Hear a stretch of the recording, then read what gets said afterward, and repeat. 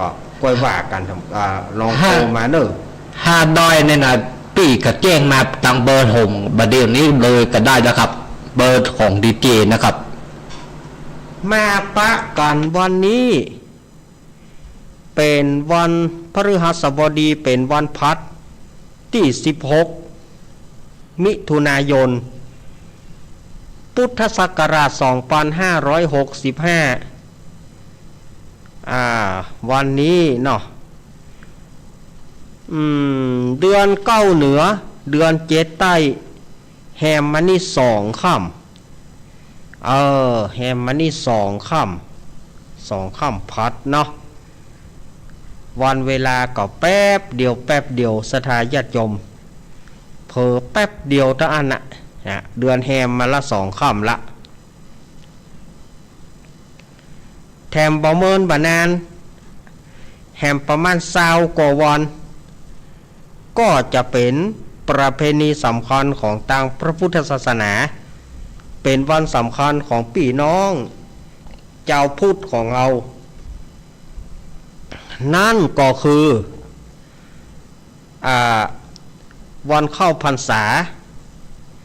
ซึ่งวันเข้าพรรษาปีนี้วันที่12 กรกฎาคมจะเป็นวันห่อวันดา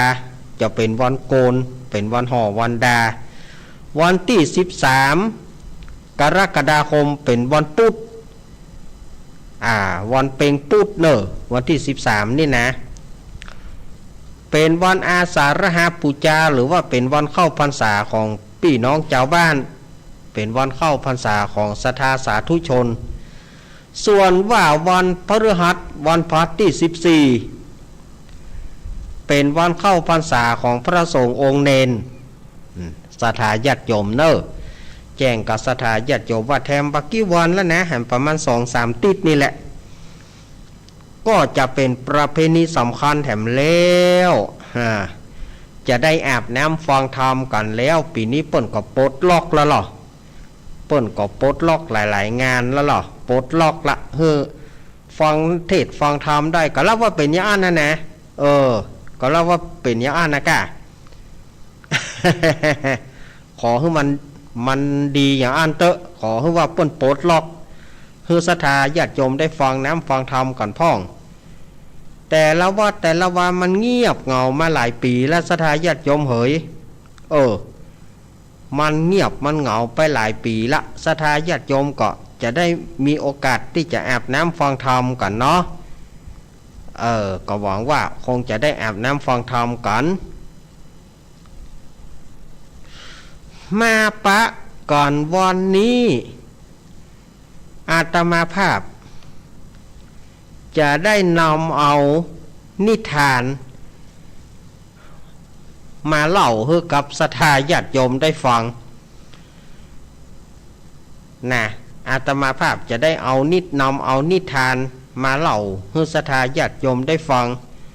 เมื่อละบ่ได้เล่านิทานเป็นเป็นนะญาติโยมแต่ว่ากับเตศทำนะได้นำเอาทำชูโชคหรือว่าทำจุจกปิกมาเตศแถมใหม่แต่ว่าเพราะว่า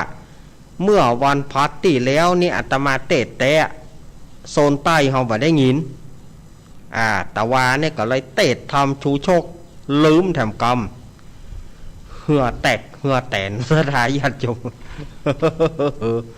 เหือแตกเหือแตนสถาญาติโยมแต่ว่าเอายังกลัวมันจะบาดจบแต่ว่านี่อาตมาบ่ได้พักยกเลยนะแต่ว่าเนี่ยอาตมาขออนุญาตลุงหนานเลยว่าอาตมาบ่พักยกเนอะลุงหนานอาตมาจะเตะลวดเดียวนะถ้าพักยกมันจะเสียอารมณ์จะเสียอารมณ์คนฟังอาตมาก็เลยบ่พักยกละถ้าในจีมินี่มันพักเพราะว่าถ้าเราพักยกแล้วเรามาเตะทำไมมันจะกึดเนี่ยฉะนั้นถ้าทำผูกไหนยาวๆอาตมาจะจักลวดเพราะอาตมาขอลุงหนานว่าลุงหนานก็ว่าจะไหวก็ไหวอยู่ลุงหนานอาตมาจะบอกพักละเพราะทำมันยาวอาตมาจะจักยาวจักหูดยาวไปเลย ก็เลยจักแนวแต่ว่าวันนี้อาตมาภาพจะได้นำเอานิทานปืนบ้านในเรื่องไอ้เจ็ดหอย มันเป็นจะได้ท่านอาจารย์เรื่องไอ้เจ็ดหอยกำเดียวจะไปฟังถามเตื้อเพื่ออาตมาได้เล่าไปเหรอก่อน เล่าแล้วก็ก่อยวิพากษ์วิจารณ์กันตอนที่เปิดสายปูนตอนที่เปิดสายก็ก่อยมาวิพากษ์วิจารณ์กันขอขอบคุณศรัทธาญาติโยมสาธุชนทั้งหลายที่เป็นกำลังใจให้หลวงลุงแต่ว่าเมื่อค่ำหลวงลุงก็ได้มาเล่านิทานมาออกอากาศได้แล้วเนอะจนถึงเมื่อเจ้านี่หลวงลุงก็ออกอากาศแล้วบ่ายตีสามถึงตีห้าหลวงลุงก็จัดรายการได้ตามปกติละก็ศรัทธาญาติโยมก็เฮือกำลังใจหลวงลุงกันอุ่นหนาฝาครั่งอาตมาภาพในนามของลูกศิษย์ลูกหาศิษยานุศิษย์ขอขอบคุณแทนหลวงลุงชัยวัฒนาคเสโนหรือว่าตุลุงยองอาตมาภาพในนามของศิษยานุศิษย์ลูกศิษย์ลูกหาก็ขออนุโมทนากับญาติโยมที่เป็นกำลังใจให้หลวงลุงได้ดีเสมอมาเนาะเอาละเพื่อบ่ฮื้อเป็นการเสียเวลาอาตมาจะได้เล่านิทานในเรื่องไอ้เจ็ดหอยให้ศรัทธาญาติโยมได้ฟังกันก่อนเนาะมนมาแล้วนะศรัทธาญาติโยมก็ยังมีสองตายายสองตายายนี่ก็โอ้เนาะอยู่กันตั้งแต่หนุ่มแต่ว่าบ่มีลูกนะบ่มีลูกก็เปิ่นสองตายายนี่ก็ค่อยได้ลูกแต่เนอสู่เฮยเท่าแล้ว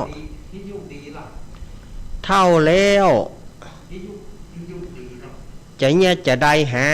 พอเท่าพอแก่แล้ว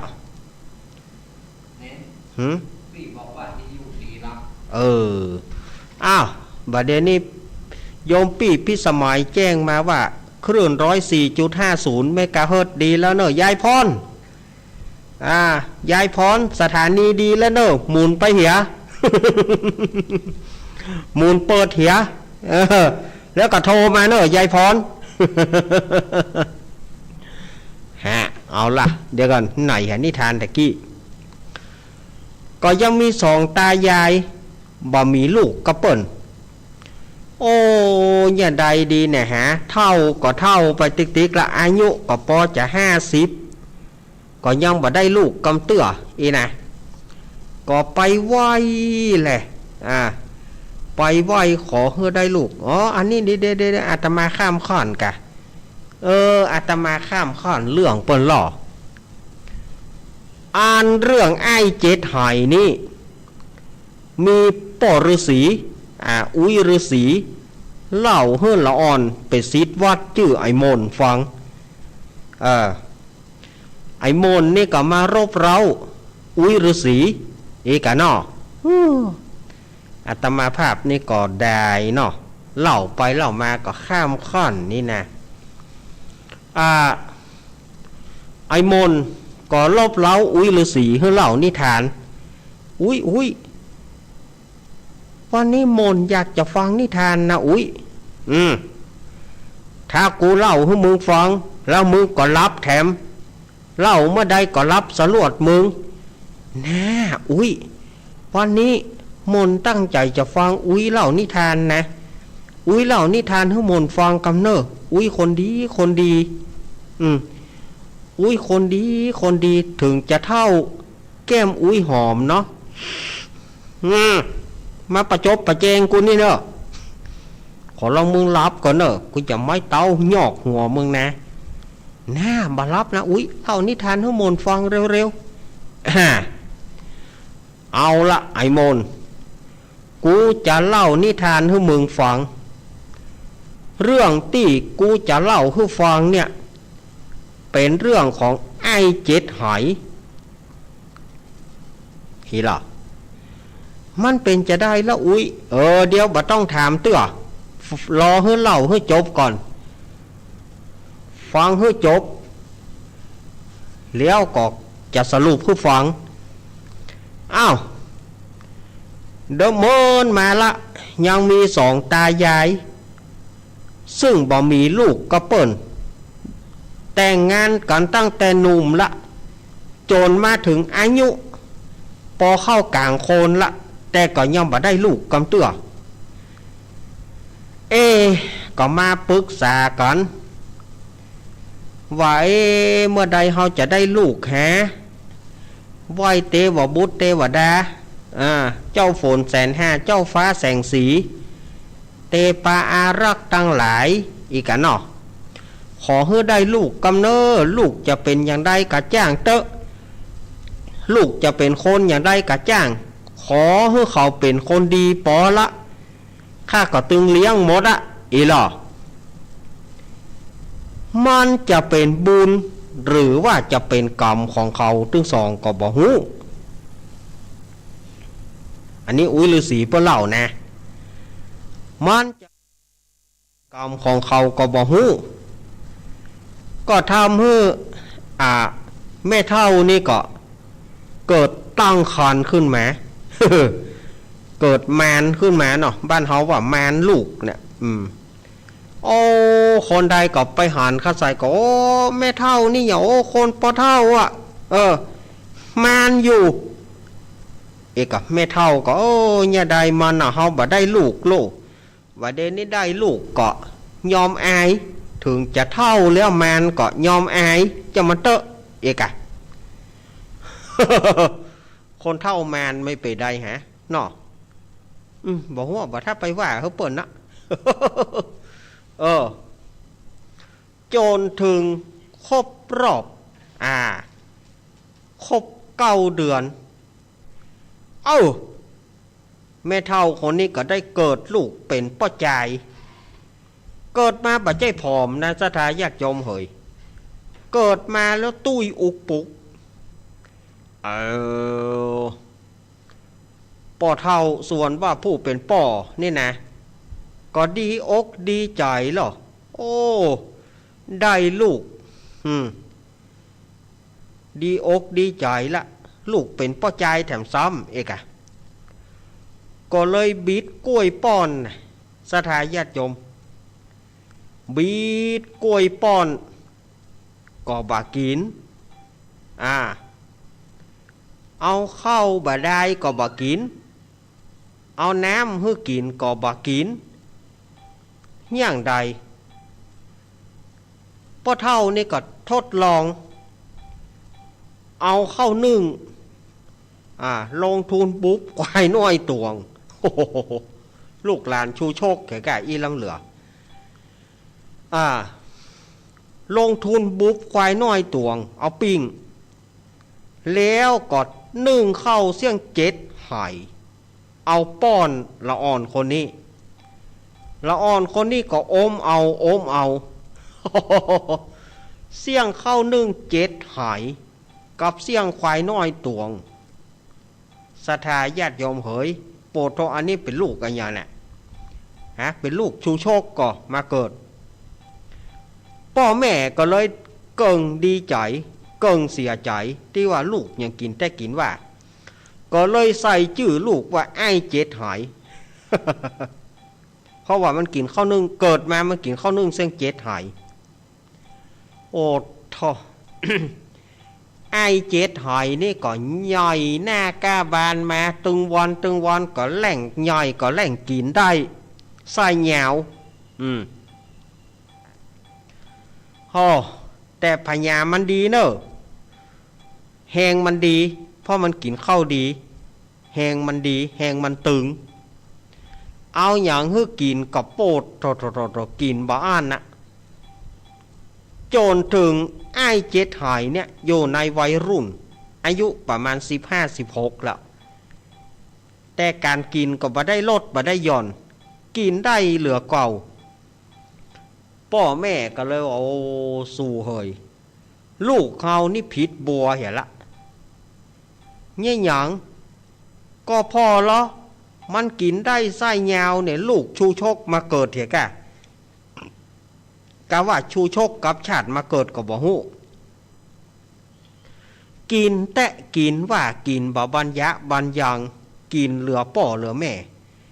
อีลำเหลือเฮาจะแย่งได้สูเอาไปปล่อยแพะเหี่ยบ่โหสูเอาไปปล่อยได้จะได้ก็ฮอดเฮาบ่มีลูกก็ไปขอเทวบุตรเทวดาบัดนี้เปิ้นฮื้อลูกมาแล้วสู่จะอย่างใดก็มันกินเกินมันกินเกินแค่มันเกิดมาวันแรกมันกินข้าวเสี่ยงเจ็ดหายเลี้ยวมันเกิดมันใหญ่มาแถมเรามันกินอย่างใดแถมตาใดกินอย่างแถมตาใดอีล้ำเหลือสู่จะเลี้ยงว่าข้าบ่เลี้ยงเน้อเอาสู่เฮยข้าก็อินดูมันรู้จะเอาไปขว้างไปปล่อยที่ไหนก็อินดูมันน่ะโอ้สู่ข้าว่าตัดใจอย่าเตอะมันเป็นลูกผีลูกเพศแล้วมันบัดใจลูกคนมันเป็นผีห้าซาตานมาเกิด จะไปอินดูมันเอามันไปปล่อยเหียข้าจะเอามันไปปล่อยอีหรอสู่เจ๋งอย่างใดข้าก็อินดูฝ่ายแม่เท่านี่นะข้าก็อินดูเหมือนกันมันก็เป็นลูกในไส้จำเจ้าสู่ถ้าบุญมีเฮาก็ล้างได้ลูกใหม่อันที่ดีๆงามๆอันลูกคนเนี้ยไอ้เจ็ดหายบะใจเฮ็ดบะเจ็ดหายเนี่ยบะเลี้ยงละ บะใจเฮ็ดบะเจ็ดหายนี่นะบะเลี้ยงละมันกินเกินกินบะบัญญะบัญญังกินล้ำตับบะเลี้ยงละเอาไปปล่อยเหรอเตอะเห็นหรอที่นี่ผู้เป็นป่อจะเนี่ยจะได้ถ้าเอาไอ้เจ็ดหายไปปล่อยไอ้เจ็ดหายไปปล่อยแล้วจะเนี่ยจะได้ก็เลยหาวิธีเนาะเจ็ดหายเฮ้ยโอ้ยอีป่อห้องหากา ตัวมันใหญ่เนาะอีป่อห้องหายอย่างเจ็ดหายอีป่อว่ามึงก็ใหญ่ละไปแบกไม้ตัวอีป่อจะเอาไม้มาแปลงบ้านแถมใหม่แปลงบ้านใหม่หลังงามอีป่อฮือหาไปแบกกาแบกก็แบกกาจะเอาไม้กี่ต้นกี่ต้นก็บอกว่าอีป่อว่ามึงไปตัวอีป่อป้าเจ็ดหายไปก็ไปกาอีแม่ อันนั้นมาโคนก็ว่างัวน้อยเนี่ยฮะอีแม่เฮาว่างัวน้อยมาเกิดที่ก็อิ่มเหลือก็ เฮาก็มาทุเรศเสียงตัวเก่าไว้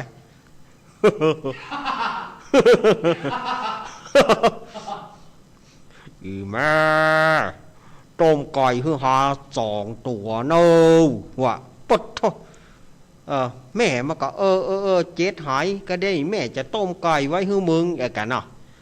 ต้มฮือหา2 ตัวเนอะเอาไก่แม่ไข่ตวงไก่ปูโจงตวงเนอะแม่เนอะอีแม่ เขาว่างัวน้อยแต่ว่าเฮ้ย อันล่ำเลยเฮ้ยว่าฮื้อนะอันฮื้อนี่ว่าเอานะกัวอันฮื้อเนี่ยกัวอันฮื้อเนี่ยว่าเอาฮื้อเนี่ยจับไฟตากอันทีนี้ก็ผู้เป็นป่อก็เลยจวนไอ้เจ็ดหายนี่ไปก็กะว่าจะฟอนไม้แล้วถ้าว่าไอ้เจ็ดหายนี่มันหับไม้บ่ได้มันก็จะตกแล้วมันก็จะตายไม้ตกใส่มันก็จะตายก็หาต้นไม้ใหญ่ๆเอ้าเจ็ดหายอีป่อจะฟอนไม้นะมึงเอาบาดเข้าหับเอาเนอะ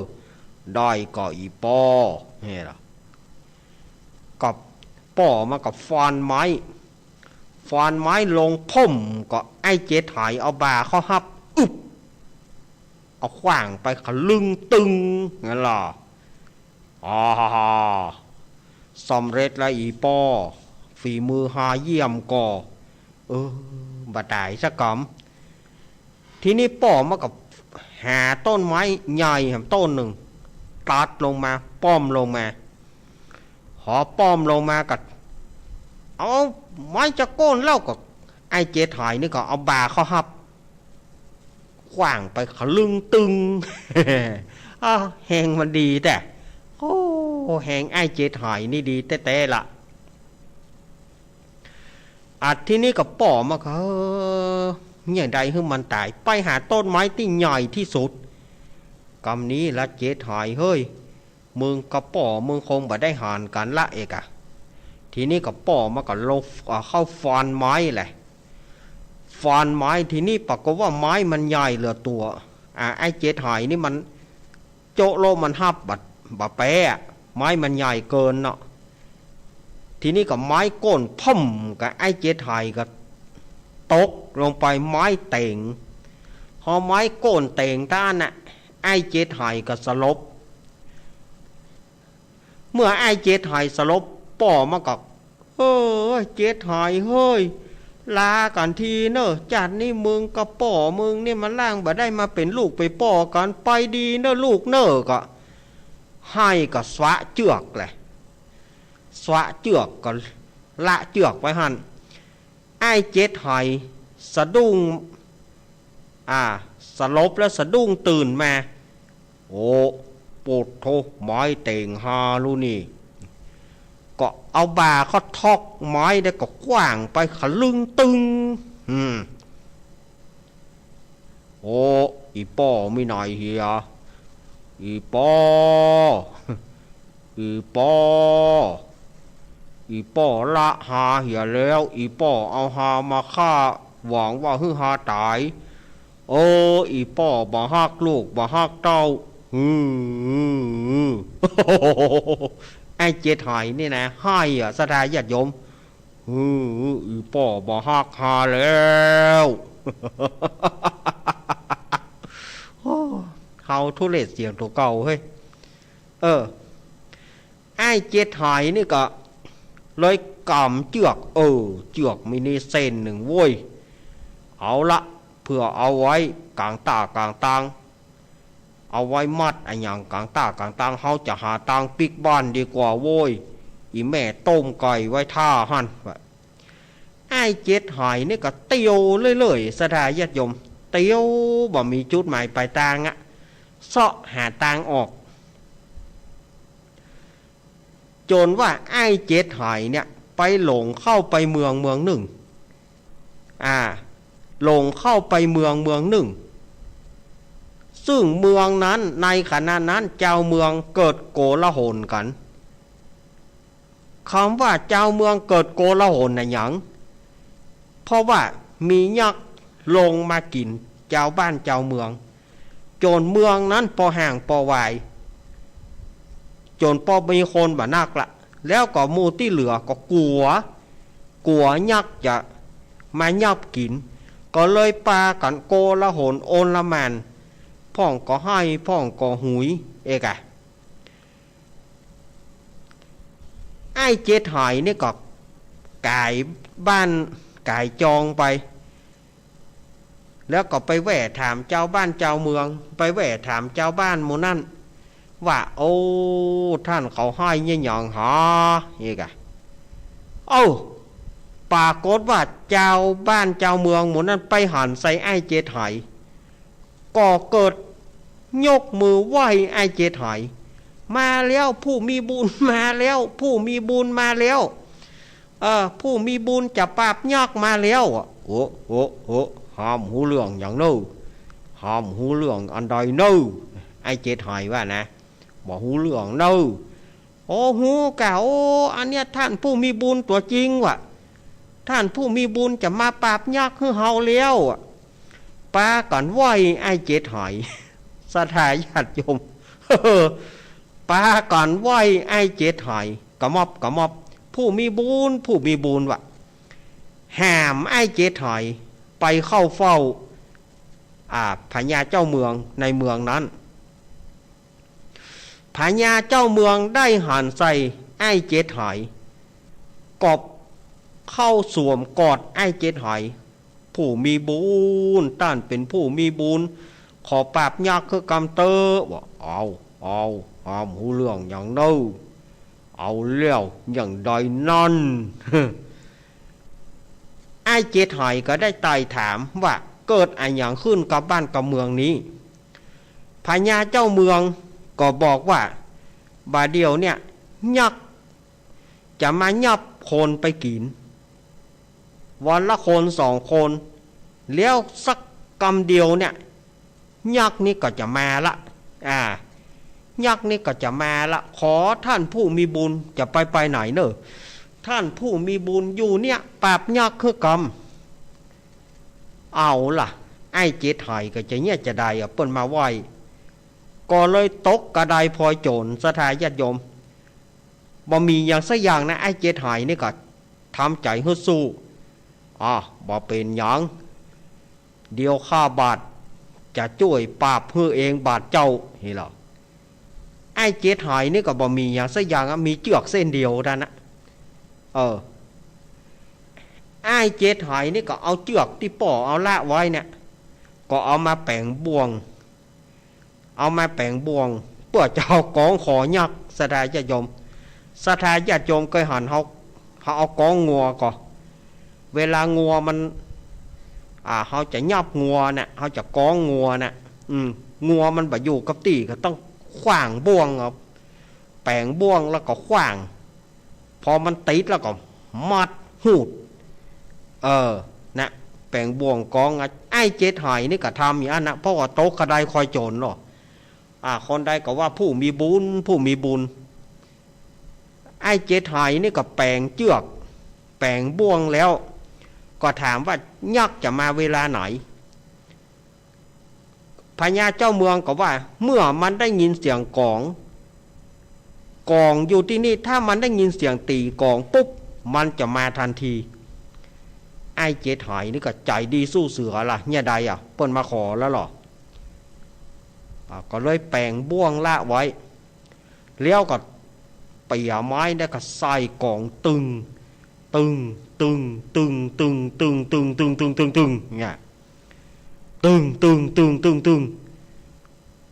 กำเดียวนะสดายจะยอมแผ่นดินไหวแผ่นดินคางเอาล่ะเจ้าบ้านเจ้าเมืองหูแล้วยักมาแล้วปาก่อนเข้ากอดไอ้เจ็ดหอยท่านผู้มีบุญจะไปละเจ้าเขาเนอจะไปละผมเขาเนอจะไปละข้าเขาเนอไอ้เจ็ดหอยก็ว่าเอากูคนอยู่ในความสงบการเดียวข้าจะจัดการคนเดียวเฮีย สถาว่ามันจะอย่างใดสถาญาติโยมว่าไอ้เจ็ดหอยนี่จะเนี่ยจะใดก็พอดียักษ์ได้ยินเสียงกองกับมาลงจากดอยปุ่นมาเข้ามามีคนตากูลงมาใจก็มีคนลงมามีคนจะให้กูกินใจก็ได้กูจะกินให้หมดเมืองเลยไอ้เจ็ดหอยก็กำเชือกที่แปลงบ่วงนะสถาญาติโยมคนสมัยตะก่อนให้จะก้องหมาไปย่างนะแปลงบ่วงอย่างบ่วงงัวนะขวางบ่วงปึ๊ก ก้องคอหมาหูดพืดนะแงกเดียวด้านนะลากไปละไอ้เจ็ดหอยนี่ก็ตั้งท่าหับแหละยักลงมาแล้วบ่จะมายับคนกินจากมาหาคนแล้วบ่ไอ้เจ็ดหอยนี่ก็เลยขว้างบ่วงเลยสาญาติโยมไอ้เจ็ดหอยนี่ก็เลยขว้างบ่วงก็เลยไปติดคอยักษ์บ่วงกองนะติดคอยักษ์ก็ไอ้เจ็ดหอยนี่ก็หูดหัดคอยักษ์ไอ้ปล่อยกูไอ้มนุษย์ขี้โกงปล่อยกูไอ้เจ็ดหอยก็หูดติ๊กมัดคอยักษ์เลยหายใจบ่ออกละล่ะโค ไปบ่ปอคู วันนี้เป็นวันตายของเจ้าไอ้ยักษ์ใจหายมึงมากินคนอย่างนี้ตายนี่หรอไอ้เจ็ดหายนี่กับหูดเจือกกับหัดคอยักษ์เข้าทีๆกะเนาะยักษ์นะทีนี้ความกลัวตายของยักษ์หรอก็เลยบอกว่าอันเจ้านายอันขอปล่อยข้าเตอบ่ได้เจ้ามากินคนในเมืองนี้เจ้าต้องตายโอ้จะไปยังข้าเตอเจ้านายปล่อยข้าก่อนเตอปล่อยข้าเตอแล้วข้าจะปั่นของดีวิเศษฮื้อข้าจะปั่นของวิเศษฮื้อขอเจ้านายปล่อยไว้ชีวิตข้าเตอหรอ ยักษ์กลัวเจือกแต่สถานญาติโยมไอ้เจ็ดหอยก็เลยปล่อยไม้เจือกแล้วก็สั่งยักษ์นี่ว่าห้ามมากินคนในเมืองนี้แถมยักษ์ก็ฮื้อสัญญาแล้วก็ขอศีลห้ากับไอ้เจ็ดหอย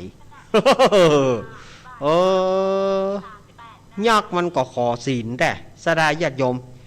ยักษ์ก็ขอศีลห้าไอ้เจ็ดหอยก็ป่อนฮื้อว่าตัวเนอปานาติปาตาเวระมณีสิกขาปตังสมาธิยามินี่เนาะยักษ์ก็ว่าตัวว่ากว่า ยักษ์ครับศีลห้าแล้วก็มอบเกี้ยววิเศษมอบหายเงินหายทองวิเศษมอบของต่างๆดาบทิพเตสลีกันใจโกงธนูเกิบเกี้ยวยักยกให้หมดแล้วก็สัญญาว่าถ้าหากว่ามีเพศภัยอันใดเกิดขึ้นที่ไหนขอให้ไอ้เจ็ดหอยจี้มือไปที่ข้าจี้มือไปในทิศตะวันออกข้าจะมาช่วยปราบข้าศึกศัตรูฮื้อแล้วยักษ์ก็ลาไปยามนั้นพญาเจ้าเมืองก็เลยตั้งไอ้เจ็ดหอยฮื้อเป็นเจ้าพญาเจ็ดหอยครองในเมืองนั้นแล้วก็ไปฮับเอาพ่อเอาแม่มาอยู่โดยไปฮับเอาพ่อเอาแม่มาอยู่โดยสถาญาติโยมในที่สุดไอ้เจ็ดหอยนี่ก็ได้ครองบ้านครองเมืองโดยทศพิธราชธรรมครองบ้านครองเมืองโดยถือได้ว่าครองเมืองในธรรมฟ้าฝนก็ตกต้องตามฤดูกาลเข้ากล้าก่องามพวกโจรหายภัยรีต่างๆมาเมื่อใดก่อนไอ้เจ็ดหอยก็จี้ยักษ์ก็มาปราบยับกินหมดในที่สุดบ้านเมืองนั้นก็จึงบ่มีข้าศึกศัตรูไอ้เจ็ดหอยก็เลยได้ครองบ้านครองเมืองนั้นจนเสี่ยงชีวิตแห่งตนอันนี้แหละไอ้มนที่กูได้เล่าให้มึงฟังความกตัญญูของลูกแม้นว่าพ่อจะบ่ฮักปานใดกะจ้างในที่สุดความเป็นลูกก็บ่อาจจะตัดพ่อแม่ได้ให้มึงจำไว้นะไอ้มน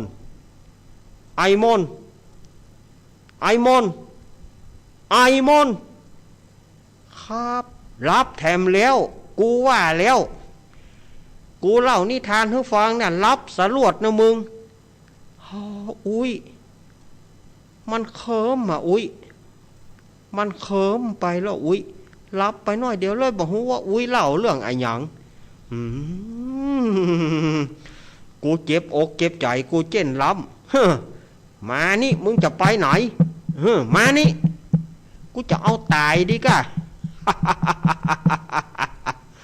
เอาแถมแล้วอุ้ยฤาษี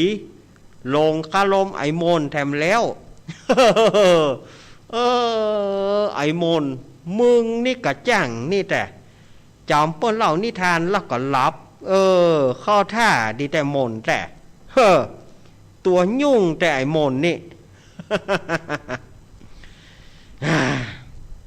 เล่าให้ศรัทธาญาติโยมได้ฟังกันแล้วเนาะ เรื่องไอ้เจ็ดหอยนะมันยุ่งแต่ละแต่เนี่ยเปิ้นว่านะเล่านิทานเฮ้ยไอ้โมนฟังไอ้โมนสำลับเผียอุ้ยฤาษีเฮ้ย ยุ่งละเด้อยุ่งละเนออันนี้เขาก็เล่าได้หนึ่งเรื่องแล้วเนาะ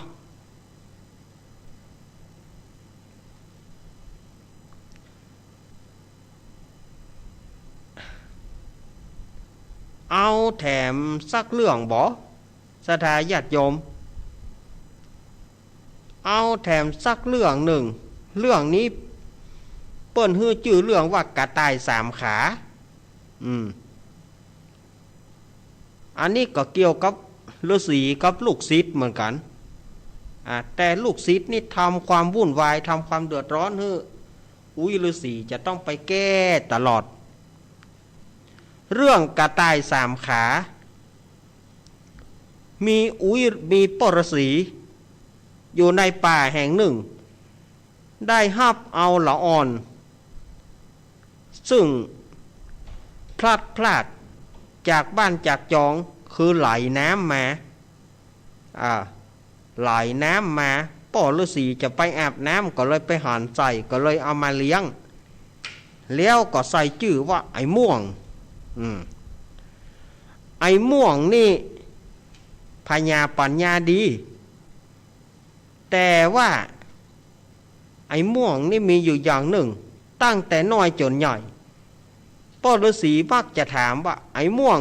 กระต่ายมีกี่ขา3อุ้ย3แม้นอุ้ยฤาษีจะอธิบายอย่างใดกระจ่างบอกว่ากระต่ายเนี่ยมันบ่มี3ขา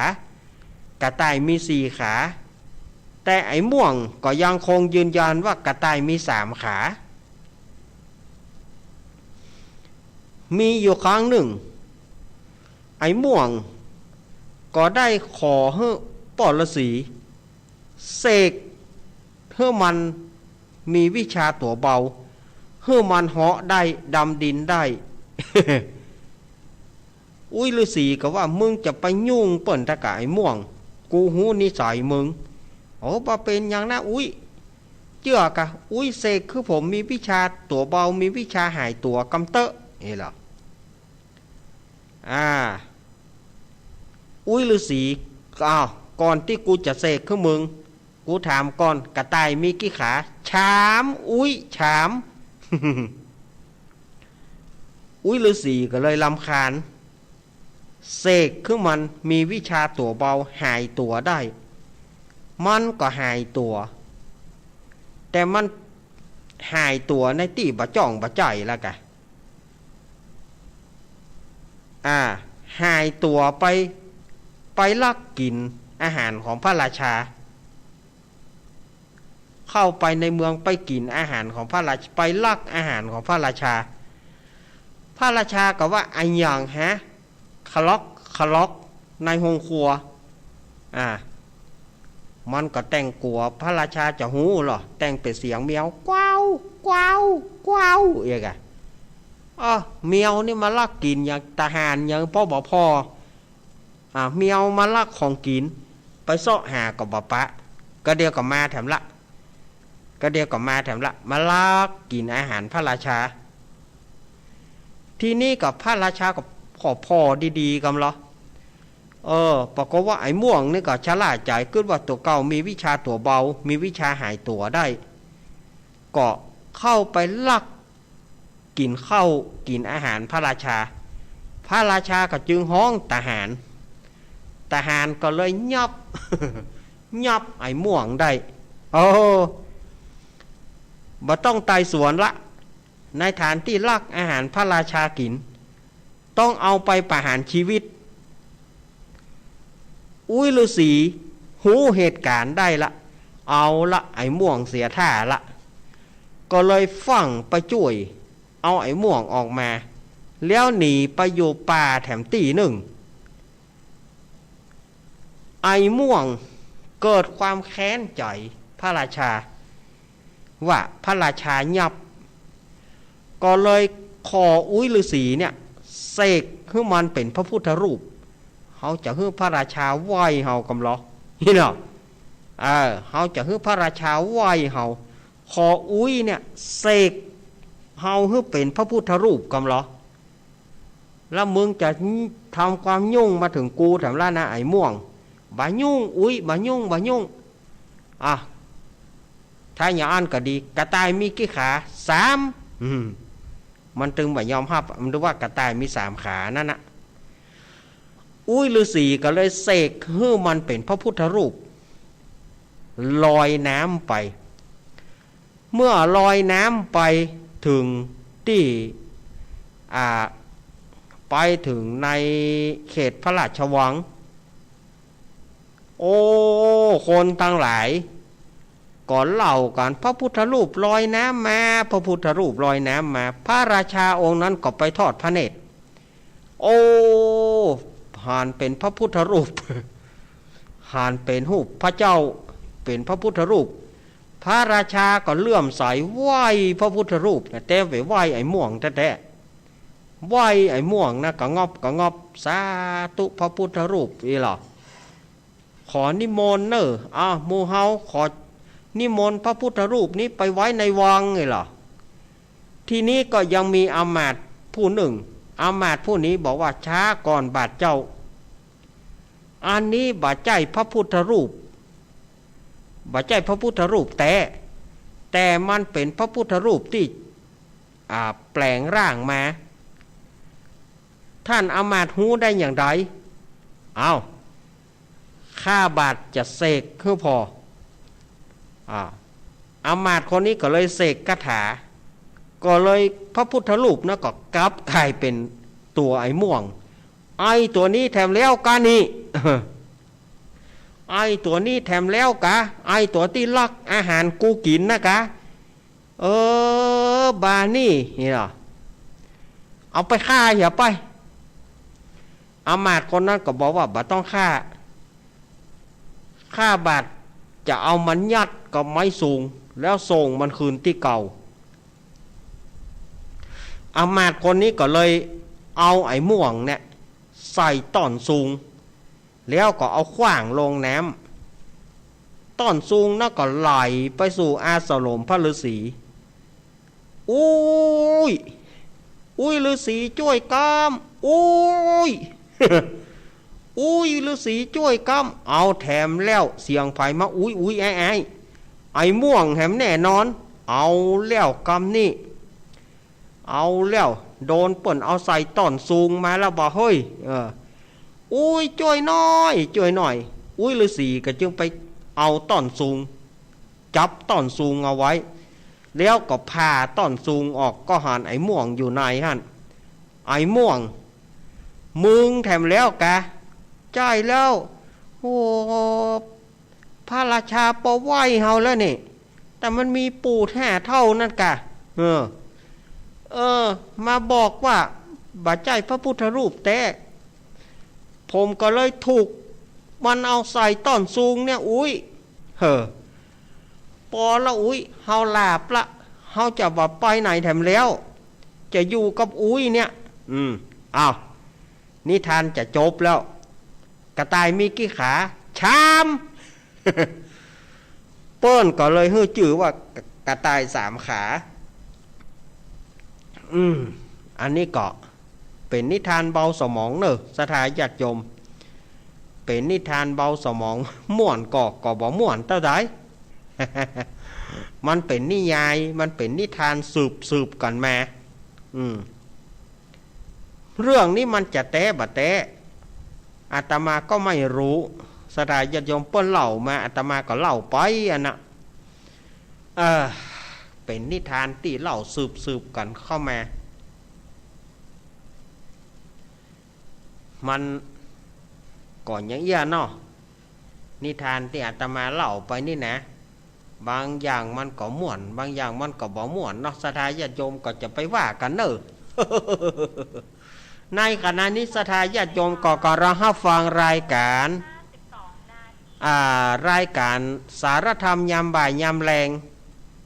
ซึ่งดำเนินรายการโดยเก้ากับผมอาตมาภาพสามเณรรักปัญโยนันท์ แห่งวัดสันเหมืองตำบลหนองล่องอำเภอเวียงหนองล่องจังหวัดลำพูนเป็นผู้ดำเนินรายการ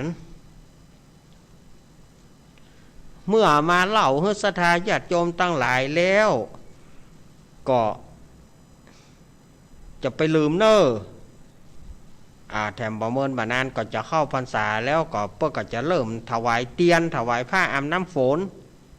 กรรมเดียวอาตมาภาพจะเอาเรื่องของการถวายผ้าอาบน้ำฝน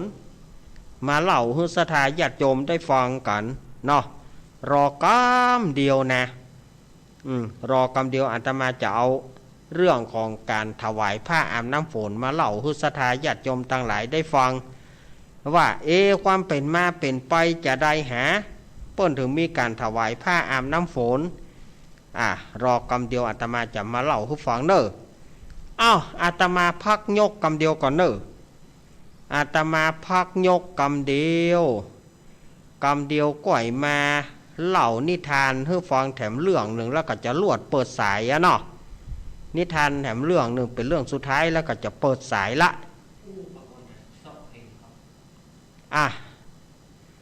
เมื่ออาตมาภาพจะพักรายการนี้รอกำเดียวแถมประเมินบานานนี้เขาจะมีการเข้าพรรษาแล้วก็จะมีการถวายเตียนถวายผ้าอาบน้ำฝนแต่ละวัดแต่ละวาถวายเตียนก็คือเปิ้นก็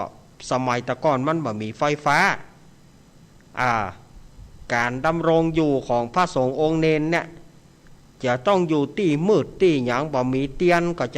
มันจะต้องเผชิญกับจักเห็บแมงป่องเพราะสมัยก่อนนี่บอกว่ากุฏิบอกว่าศาลามันบ่เป็นที่สปายะมันบ่เป็นที่สบายอย่างบ่เดียวเอาไม้ปออยู่ได้สมัยก่อนเนาะแปลงปออยู่ได้บางทีก็อาจจะมีจักเข็บแมงป่องอาจจะมีงูเงี้ยวเขี้ยวขอเข้าไปอยู่กาอาจจะเป็นอย่างกาอีนะเนาะช่วงนี้อาตมาพักยกกำเดียวเนอะสักกำเดียวก็เดี๋ยวอาตมาจะมาเล่านิทานเรื่องเกี่ยวกับตำนานผ้าอาบน้ำฝนแล้วก็อาตมาจะมาเปิดสายศรัทธาญาติโยมนอช่วงนี้ขอพักกำเดียวเนอะเจริญพร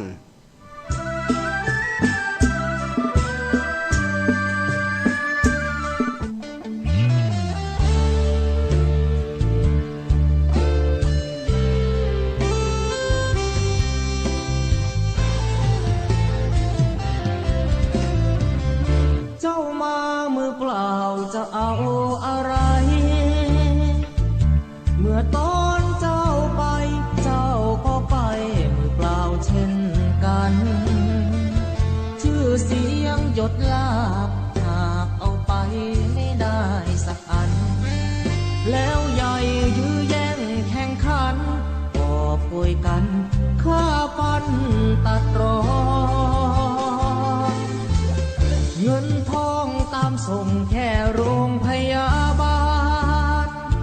ญาติมิตรวงวานลูกหลานส่งแค่เชิงตะกอนจะมีใครเล่าอยู่กับเรานอนเฝ้ากองพรวางดอกไม้จันทร์แล้วจรกลับไปนอนบ้านใครบ้านมันใหญ่ขับฟ้า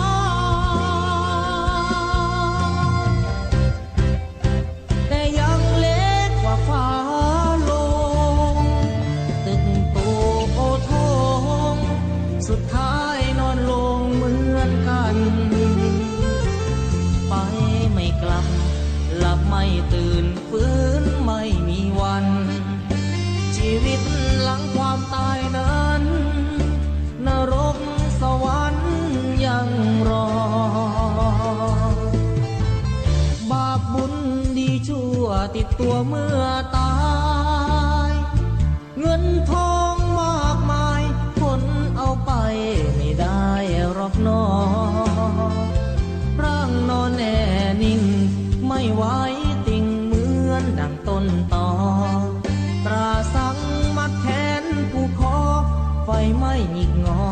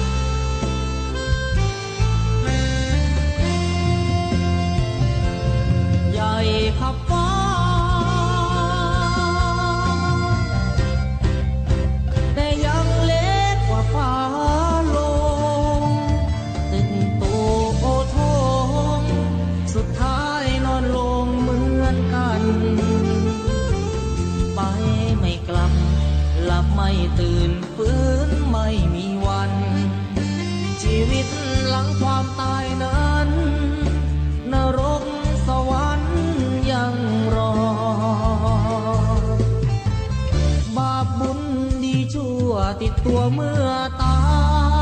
ยเงินทองมากมายคนเอาไปไม่ได้หรอกน้อร่างนอนแน่นิ่งไม่ไหวติ่งเหมือนดังต้นตอตราสังมัดแขนผู้คอไฟไหม้อีกงอเป็นเท่าหุยผง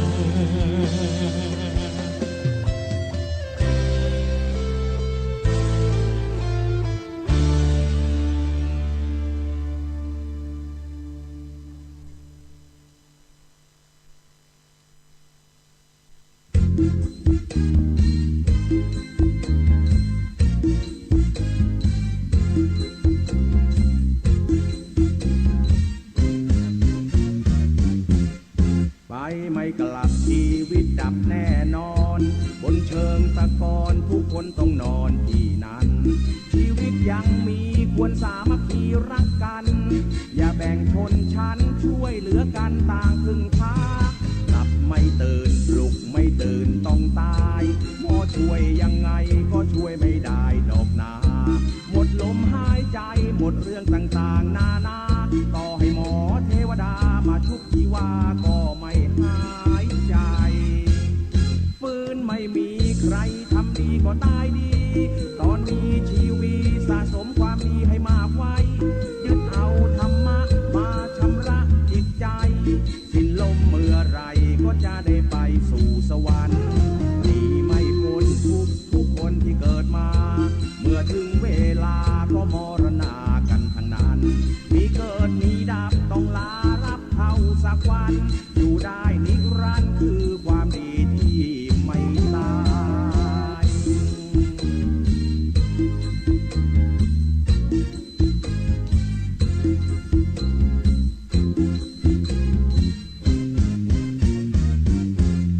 ฟื้นไม่มีใครทำดีก็ตายดี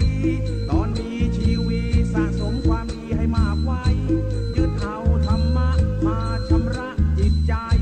สิ้นลมเมื่อไรก็จะได้ไปสู่สวรรค์มีไม่พ้นทุกคนที่เกิดมาเมื่อถึงเวลาก็มรณากันทั้งนั้นมีเกิดมีดับต้องลาลับเท่าสักวันอยู่ได้นิรันดร์คือความดีที่ไม่ตาย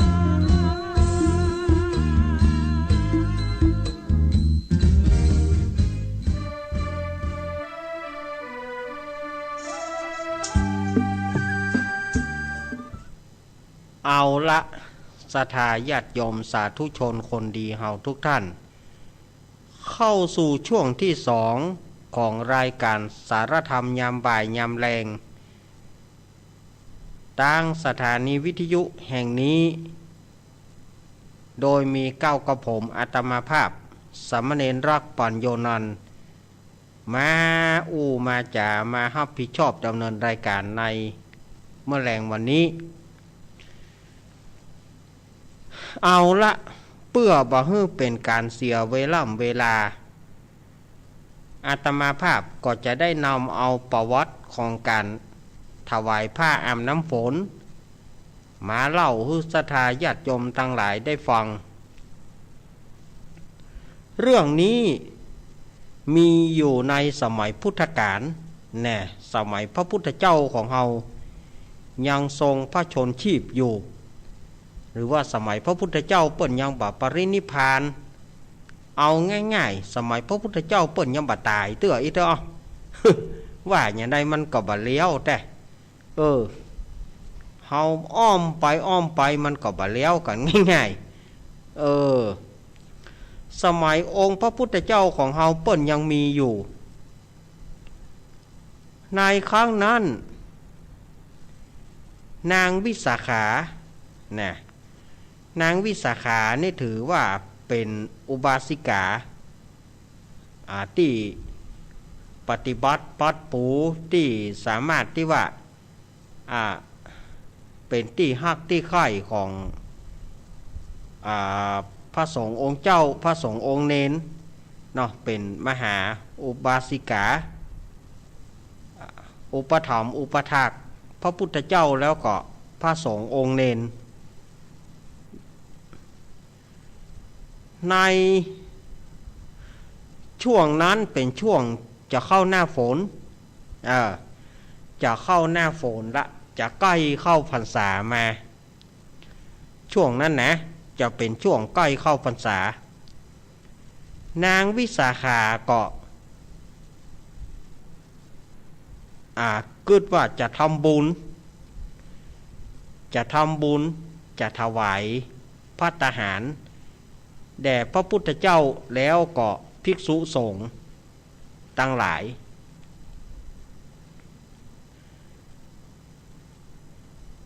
ก็เลยห้างดาเนาะห่อข้าวต้มข้าวหนมห่อนึ่งดอกห่อนึ่งห่อมกเอาไว้แล้วก็เพื่อคนใจตั้งหลายไปอาราธนานิมนต์พระพุทธเจ้าแล้วก็กับตังภิกษุสงฆ์สาวใจตั้งหลายก็ป้ากันห้ามฝนไปฝนตกเหรอนางวิสาขาก็บอกคือคนใจว่าสูไปนิมนต์พระพุทธเจ้าแล้วก็พระสงฆ์ตั้งหลายเฮ้อแม่นายกำล้อว่าวันพุกเฮ้อมาฉันภัตตาหารบ้านแม่นายนี่แม่นายจะทำบุญอีกสาวใจก็กางจ้องกันไปถึงหน้าวัดหน้าวัดพระเชตวันนี่นะไปถึงหน้าวัดพระเชตวันปรากฏว่าตู้เจ้าภิกษุตั้งหลายปากันเล่นอาบน้ำฝนสถาญาติโยมอาบน้ำฝนซ้ำบ่มีผ้านุ่งอาบน้ำฝนสุมาญาติโยมเราโปรยตัวล่างช่างโปรยตัวล่างช่างบ่มีอันปกปิดอย่างสักอย่างสาวใจตั้งหลายโจะโลเข้าไปหันใจตู้เจ้าอาบน้ำฝนนอนกิ้งเกือกบ่เป็นหน้าบ่เป็นที่หน้าดูบ่เป็นที่หน้าดูสาวใจหมู่นั่นไปหันเข้าใส่กับนี่ได้เลียวใส่กับก็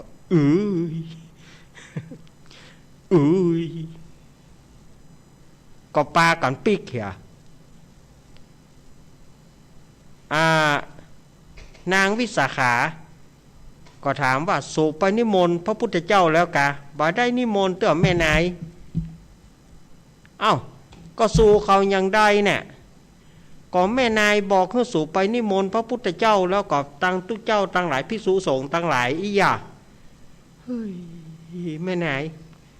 เจ้าเขาตึงบ่จ้างเจ้านะเนี่ยอย่างใดมันมีหั่นอย่างนะแม่นายมันบ่จ้างบอกเฮ้ยแต่ไปแถมกรรมไปแถมกรรมไปนิมนต์เลยเนอะไปนิมนต์เข้าไปหาพระพุทธเจ้าแล้วก็ไปนิมนต์พระพุทธเจ้าแล้วก็ภิกษุสงฆ์ทั้งหลายเพื่อมาฉันที่บ้านแม่นายนี่สาวใจทั้งหลายก็ไปแถมปากว่าไปถึงหน้าวัดก็ไปหันตู้เจ้าทั้งหลายหรือว่าภิกษุทั้งหลายก็ยังเล่นน้ำฝนกันอยู่ก็ยังคงล่างช่างอย่างนั้นนะสาวใจทั้งหลายไปหันเข้าใส่กับ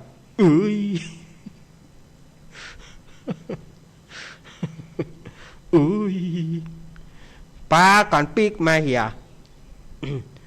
นี่ได้นิมนต์แล้วกะบ่ได้นิมนต์แต่นะแม่นายสู่เขานี่อย่างใดเนี่ยแม่นายใจอย่างก็ใจอย่างก็บ่เป็นโลเป็นภัยหาไรจะไม่แซ่หวดเนอีหมูนี่นะก็มันบ่จ้างบอกนะแม่นาย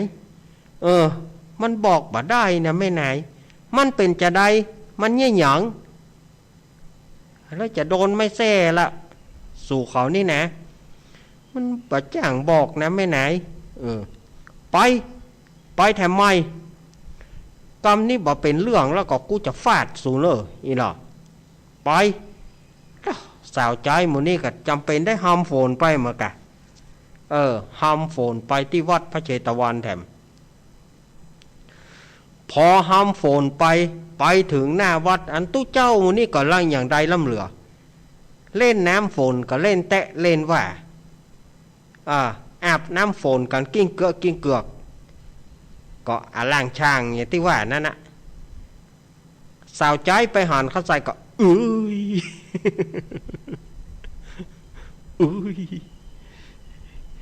ก็ปากันปีกมานางวิสาขาก็ถามว่าสู่เขานิมนต์แล้วครับบัดได้นิมนต์แต่นะไม่ไหนมันไปจะได้สู่เขานี่มันอย่างฮือหาใจกุ้งไปหาหนองใจอย่างได้ก็บ่เป็นเรื่องบ่เป็นเล่านี่มันว่าบ่ได้นะไม่ไหนมันมีหั่นอย่างนะมันมีหั่นอย่างให้เยิงอย่างมาเอาจ้องมากูจะไปคนเดียวอีหรอ นางวิสาขาไปจ้อง ใจยังก็บ่ได้ล่ะโจมออกไปโดยหรอใจยังก็บ่ได้อีหมูนี่เดี๋ยวกูปิกมาก็เนอะกูจะมาเขียนสู่แน่อีนี่นางวิสาขาก็ไปถึงหน้าวัดปัดตัวไปหันเต็มหูเต็มตากันเนาะตุกเจ้าอาบน้ำฝนตุกเจ้าวันนี้ก็อย่างว่าอาบน้ำฝนอย่างอาบแต่อาบว่าเฮ้ยมันอย่างใดมันม่วนอย่างใดล้ำเหลือก็เล่นน้ำฝนน่ะนางวิสาขาก็เลยไปหันเข้าใส่เป็นอย่างอีกาปฏิเตออีมุนี่ถึงว่าบัดได้เข้าไปหาพุทธเจ้าไปนิมนต์ไปว่าเขามาหานเข้าใส่อย่างอีรู้ภาพอุจาดอุบาตาอย่างอีรู้นางวิสาขาก็เริ่มแบบจ้างอย่างใดเนาะก็เลยเข้าใส่ตุ๊กเจ้านี่ก็ย่อมหูแท้นะ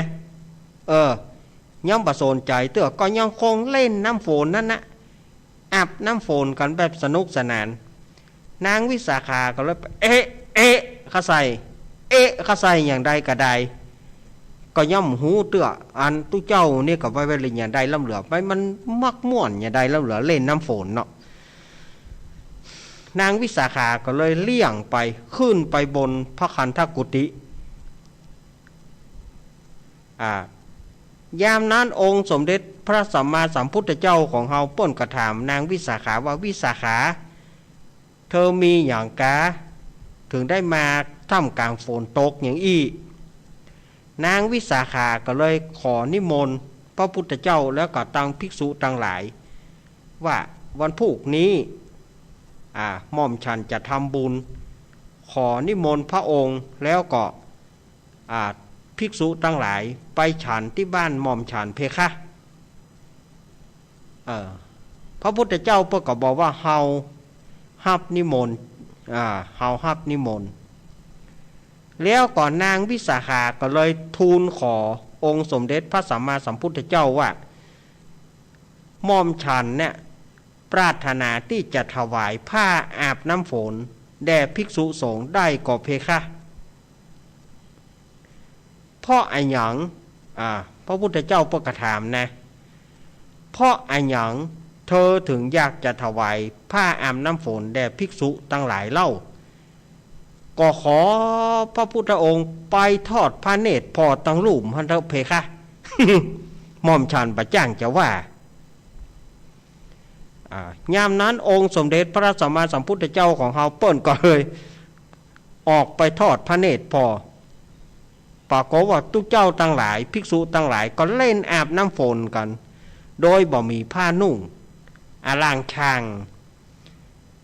ป้นก็เลยบอกว่าเอาเตอะวิสาขาเฮาอนุญาตให้เธอถวายผ้าอาบน้ำฝนแด่ภิกษุตั้งหลายได้เฮาอนุญาตเนอะนางวิสาขาก็เลยขอลาองค์สมเด็จพระสัมมาสัมพุทธเจ้าขนาดว่านางวิสาขาสนทนากับพระพุทธเจ้าเนี่ยเมินเท่าใดขาปีกมาตู้เจ้าทั้งหลายเนี่ยก็ยังคงเล่นน้ำฝนอยู่สถานอยู่ตู้เจ้ามันนี่ก็จะฮือน่ะเนาะก็ยังคงอาบน้ำฝนนั่นนะหมีหัวกะเปียบลอกศอก ผ้ากับบะนุ่งนางวิสาขาก็เลยว่าโอ้ยกูน่าใจจะไก่ตุเจ้านี่กู กูน่าใจที่จะไก่ตุเจ้านี่กูอย่างใดเนี่ยนางวิสาขาก็เลยลงมากล่อมจ้องพอไก่ตุเจ้าตั้งหลายนางวิสาขาก็เลยยกมือขึ้นเอ๊ะ ม่วนแต่ปดต่อตุเจ้าตั้งหลายแงนหน้ามาพอโหโยมแม่เหรอโยมแม่มาตั้งแต่เมื่อใดโอ้มาตั้งแต่เมื่อใด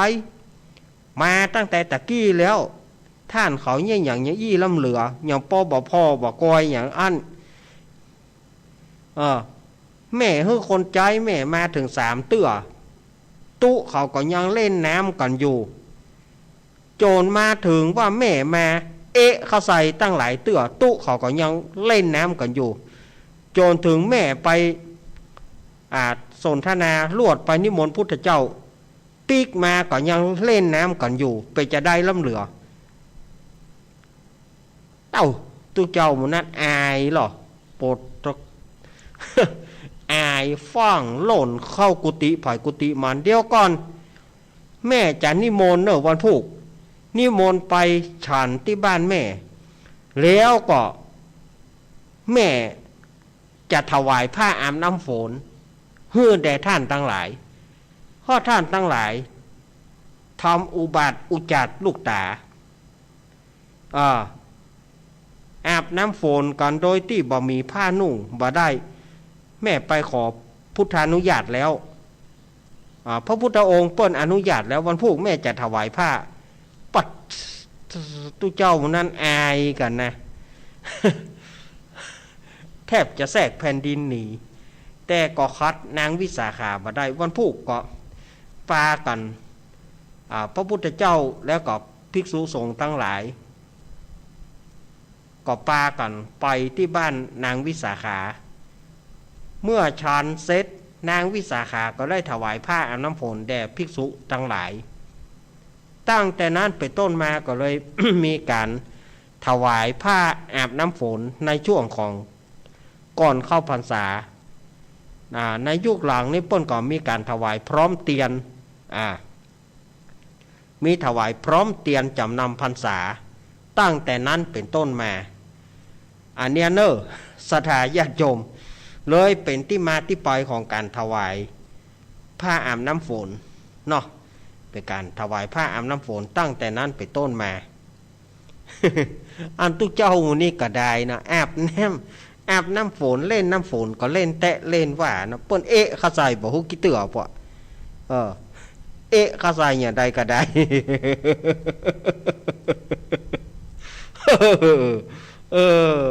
เนาะอันนี้อาตมาก็เอามาเล่านะถ้าไปช่วงของเทศกาลอาตมาก็มาเล่าเหี่ยกอมถ้าถึงเทศกาลอาตมาก็เอามาเล่าเหี่ยกอมนี่นะเนาะเพราะว่ามันใกล้เข้าภาษาแล้วเนาะใกล้เข้าภาษาอาตมาก็พยายามจะก้อนก้อยเอามาเล่ากันเนาะพยายามจะเก็บเอามาเล่าถ้าเทศกาลกรรมเขาก็เอามาเล่ากรรมเทศกาลกรรมเขาก็เอามาเล่ากรรมนะกับศรัทธาญาติโยมเอาละบ่ศรัทธาญาติโยมอาตมาอยู่ก็ง่อมแต่อาตมาจะเปิดสายแล้วเนออาตมาจะวางสายให้แล้วเนอกำเดียวผายอยู่ที่ไหนก็โทรเข้ามาวันนี้ถ้า104ดีแล้วก็ตั้งที่ฟังตั้ง104ก็สามารถโทรเข้ามาส่วนว่ารายการอาตมาภาพรายการภาคกลางคืนนั่นก็ปุนเนอร์ปุนเนอร์รายการของอาตมาจะเริ่มต้นเดือนพวกก่อนเนอร์ต้นเดือนกรกฎาเนาะเจริญปอนน้องเบี้ยวตาไว้สาครับโอ้นั่งกินมะม่วงเดี๋ยวบอกแกน่ะตะเกียบ สุมาตัวแต่มันม่วนดีครับมันมีสีสัน มีสีสันเก็บละกินอิ่มแล้วครับเอาอาจารย์นิทานเรื่องแรกกับม่วนดีครับกระโลกดีเป็นว่าลานของอันฤาษีรับไปเห็นเนาะ รับไปเหียไอ้มน ครับตอนนี้104มันได้ยินตั้งแต่3 โมงแล้วครับ โอ้มาตาตีอันตาตี ผ ตุ๊ ม ก ไป ตี เข้ารายการพอดีอะครับ หันเอานิมิตหมายอันดีแต่ ครับ เอา ครับ ขอบคุณ เอา ขอบ ไว้ คุณ กันครับผม ขอบคุณน้อง าไว้ เบี้ยว กันครับ น้องเบี้ยวนักข่าวแน่น้องเบี้ยวนักข่าวโอ้อัตมายังไม่ได้บอกเบอร์ด้วยนะฮันโอ้กว่าอันนี้ยายพรยายพรโทรมาใหม่สายยายพรหลุดไปเนอะยายพรฮันอ้าวฝ่ายจะโทรหาอาตมา089-214-0135 เจริญปอน ไม่รู้หรอก ฮะ ไม่รู้ บารุษมาแล้วยายพร ไม่ได้ฟังกันเยอะเชีย ได้ฟังแล้วเนาะ ได้ฟังเลย อีกำนี่อี แต่นี่จะได้เอ็น ฟ้อนสัก3 รอบไป เดี๋ยวแล้ว ฟ้อนสัก3 รอบไป ได้ฟังแล้วเนาะจะได้ฟังอ่ะ ได้ฟังแล้วนะ จะได้เอ็นอ่ะ กำนี้เอาละบ่เอาขอบคุณกะยายพรเก่าขอบคุณ ฟังเลยจริงเหรอ เก่าขอบคุณท่านอาจารย์วิสุวัฒน์ไป แต่จะรู้เหรอว่าอันเดิน3 โมงเปิดฟังเลยอ่ะจะรู้จะออกอย่างเลยเนี่ย กระจายเปิ้น3 โมงบอนผูกก่อนตี3บอนผูกก่อนตู้ลุงเปิ้นจะออกยายพรเก่าขอบคุณเหียเก่าขอบคุณอาจารย์วิสุวัฒน์เหีย ขอบคุณหลายๆอันนี้ใครดีมาได้มาบอกงอมไหม งอมแน่เอ้า ขอบคุณแล้วกันจะไปอัดกินเลย เอาขอบคุณยายพรเนอะ ไปในชุกเนอะ อยู่ดีมีสุขเอาขอบคุณยายพรนะครับขอบคุณยายพรยายพรได้ฟังแล้วบ่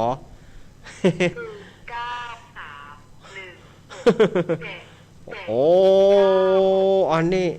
มาแต่เฮ้ยเจริญปอน จะไม่สักเจ้ามันเองฟังอยู่เนอะ แม่สายทอง เจ้าฝนตกให้แกน่ะตกกันยัง หั่นน่าก่อ นักกระร้อนอย่างพวกตาลแตกกล้วยแตกไว้อะเอาไปหน่อยปั๊บปลาโวยแล้วไปแน่ ก็เมื่อจะออกบ้านตะเกียมันลงมาแล้วหรอ แต่ผมคือส่งผู้สิ่งอย่างข้างๆมาเลยแบบ เมื่อจะออกบ้านตะเกียเมื่อจะออกวอดตะเกีย แต่กล้วยก็เปย์หน่อย เปียหน่อยเนาะเอานึ่งเลยนึ่งเลย แดงยังได้แต่ฟังชัดเจนเลยเจ้า98.75เนี่ย98นี่บอกว่ามันละแต่เจียวดิทุก ครับ เจ้าเป็นกำลังใจนะเจ้าฟังอยู่แม่สายทองน่ะกับว่าบอกคนลงไปฉาจ่อนะกะฟังตั้งแต่ป้อน้อยหนุ่มผาจ่อแล้วเนาะเจ้าต้องหลายอ่ะที่เก่านี่เจ้าครับเจ้ากำลังใจเลยสาธุเจ้ากับไว้สาเจ้าสายทองแม่สายทองธัญเกี้ยวอันนี้ห้วยการใส่โซนใต้ก็มาโซนเหนือก็มาละกำนี่รายการของอาตมาจะปุ้นเนอวันที่5 กรกฎาเนอตีสถานญาติโยมจะเอาน้ำมนต์อย่างก็วันปุ้นเนอวันที่5 กรกฎาเนอเจริญปอนเจ้านมัสการเจ้ามาแล้วปี่เฮาเจ้านมัสการเจ้าครับเจ้าตอนนี้ชัดเจนละแล้วก็ฝากบอกไปทางพระอาจารย์ที่ปรับเสียงเฮ้ตะกี้มันทุ่มไปเ พี่ก็บอกพระอาจารย์ว่ามันทุ่มไปเนาะตอนนี้แหลมละเจ้าโอเคละเสียงโอเคละ ครับ พี่ฟังแล้วก็เหมือนเดิมละชัดเจนตัว ครับ แล้วเจ้า ครับ เจ้าตอนนี้ฟังดูแล้วก็โอเคแล้วเนาะ ครับ เจ้า รายงานให้หูบรรยายแล้วก็จะรับต่อ โอ้ เจ้า นมัสการ ขอบ เด้อ คุณเน เจ้า อะโยมปี่พิสมัยรายงานละวันฮือนี่ได้ฟังแล้วเนอะธรรมะคลายเครียดวันฮือนี่นะคืนวันเสาร์แล้วก็คืนวันอาทิตย์ได้ฟังละเนอะ104.50 เมกะเฮิรตซ์ได้ฟังละรายการธรรมะคลายเครียดอาตมาก็จะอยู่ในนั่นตัวอาตมาจะอยู่ในนั่นตัวเนาะ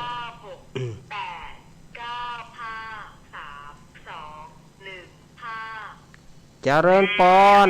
แม่สีทอน ไม่สาเจ้าลูกเด็ก แม่สีทอนแต่ว่ามาถึงกี่โมง มาถึงเกือบจะ5 โมงเจ้า โอ้ ฝนตกขนาด โอ้ฝนตกกะ เจ้าล้างกันเมืองต้นเจ้า มันมีน้อยเดียว แม่สีทอน โอ้ปุ๊บปุ๊บว่าเทศกาลอ่ะ อืม ตกจนน้ำไหลไปดับมีลมตัวอ่ะ วันนี้มีน้อยเดียวไอ้นะแม่สายทองว่านะแม่สายทองรายงานมาจากอำเภอบ้านโฮงว่ามีน้อยเดียวมีพอดีนะไอ้นะ อ่ะ ครับ ไปเจ้าวัดไปคราวนี้ไปเจ้าวัดทำบุญเจ้าวัด โอ้เก้าวัดก็ขอให้ได้บุญได้กุศลเหมือนกันแม่สีทอนเนอ เจ้า ขอบคุณแม่ เจ้า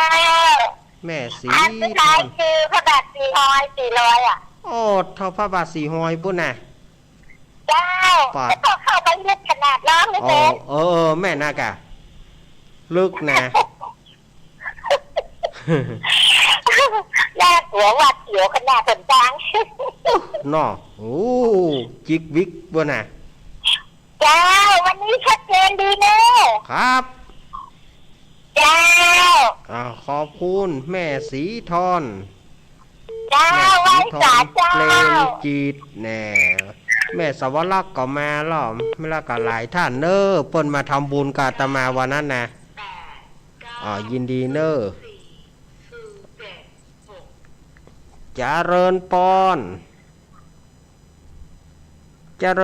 ติดแล้วเนอ ไว้สาท่านอาจารย์เท้ารักครับผม ไอเอกเนาะ ครับผม โอ้ไอเอกพะเยามาแล้ว โอ้มองไม่มองหน้าหายไปกันเบิ้ลเนาะ นะสถานีเปิ้นก็หาดีมาเมื่อบ่าย 3นี่บ่ได้ไอเอก มองมาเป็นธรรมะที่ทุกเสียงทุกสายนะ วันฮือเนอะตายเพลงกันแถมวันฮือเนอะ วันนี้ยินอาจารย์เท้ารัก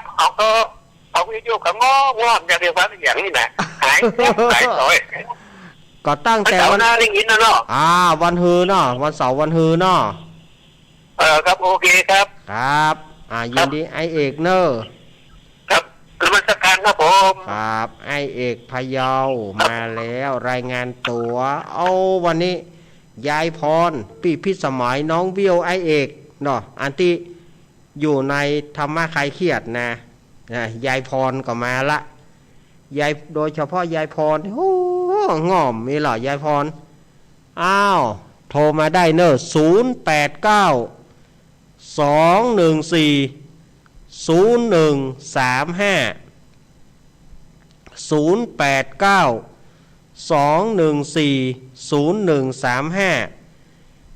ฝ่ายจะโทรหาอาตมาแถมโทรมาได้เลย โทรมาได้เลยเนอะอยู่จุดไหนโมงใดแหนมฟังก็มาละแม่นะกะใช้ประการฟังยังบอกมาสักสายเตื้อใช้ประการมาแม่สีทอน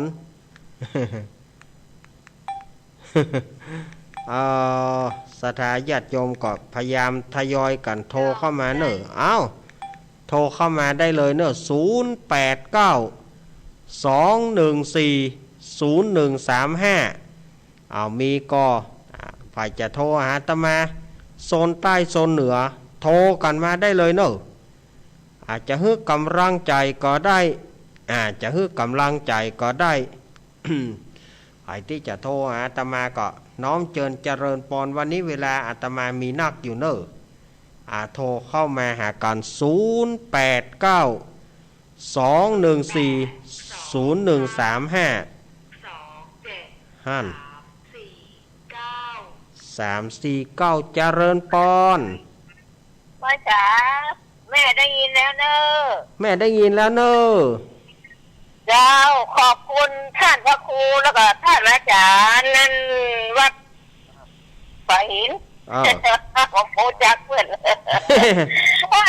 กันนี้ใครหัวได้แล้วเนอะ แน่แม่ชื่อแม่หยัง แม่บัวอ่ะ แม่บัว เจ้า อันนี้ก็ สันทราย สันทรายเนาะที่โทรหาแต่เจ้าที่โทรหาอาตมาเจ้าเนาะ เจ้าแม่นแม่บัว ขอบคุณเนอะขอบคุณท่านพระครูวิทยวัฒน์แล้วก็ท่านพระครูของวัดฝ่ายหินเจ้าวันนี้ไข้หัวได้แล้ว ไข้หัวได้แล้ววัดสารนะเจ้าวัดสารนะเจ้าขอบคุณเนอะแม่บัวเนอะอำเภอสันทรายขอบคุณแม่วางสายเฮ้แม่กดวางเฮ้กำแม่บัวกดวางอีกะแม่เหยถ้าจะมาเจ้ากดวางก็คือปล่อยหมดนะเจริญพรแม่จันสมเจ้าแม่จันว่ามีใครฟังได้อย่างไรมีคนฟังกันเลยหันดักวิดดักวอยเฮาก็ว่ากันเนาะก็หันดักวิดหรอดักวิดดักวอยจะได้ต้องใช้มันเอิญใส่กันได้ไงก่อนหน้าก็ว่ามีไผโทรเฮาก็ว่ามีไผฟังแล้วก็ดักวิดอีกกันเนาะอันเป็นรักเป็นงัวเปิงขนาดเจ้าตะกี้น่ะหัวเกิดไงเดี๋ยวเนอะสถาญาติโยมอันเดียวอีกก็เนอะแม่จันสมเนอะเดี๋ยวกำลังใจนะเจ้ามาสการเจ้าเดี๋ยวอาตมาจะขอเปลี่ยนเบอร์หน่อยเนอะเพราะว่าแบตตัวนี้ไม่มีละเดี๋ยวเนอะเดี๋ยวกันเนอะยืมของเจกำลังตอนนี้อาตมาขอเปลี่ยนเบอร์กำเดียวเพราะว่าเบอร์แบตเตอรี่ของอาตมาแบตหมดสถาญาติโยมโทรมาที่เบอร์นี้เนอะโทร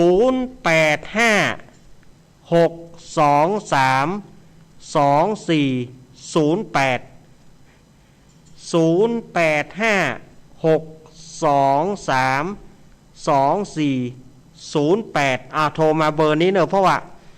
เบอร์นั้นอาตมาแบตหมดไปอาตมาก็เลยยืมเบอร์เจสถาญาติโยมโทรมาหาอาตมาเบอร์เพเนอร์มีก็โทรเข้ามาได้เลย